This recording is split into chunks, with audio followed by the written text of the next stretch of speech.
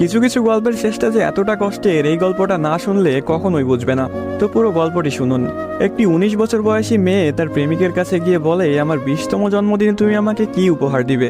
ছেলেটি মুচকি হেসে বলল, এখনো তো অনেক সময় আছে, আর সময় হলে তুমি তোমার জন্মদিনের উপহার পেয়ে যাবে।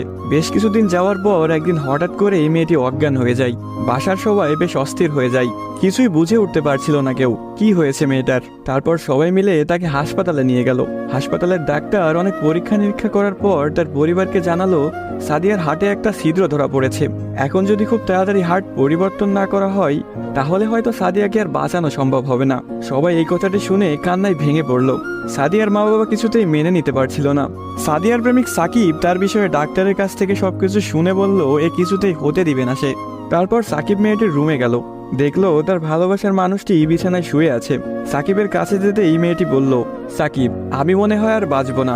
সাদিয়ার চোখের পানি মুছে দিয়ে সাকিব বলল, কে বলেছে তুমি বাঁচবে না? তুমি খুব শীঘ্রই ভালো হয়ে যাবে। মেয়েটি বলল, তুমি কি করে জানলে?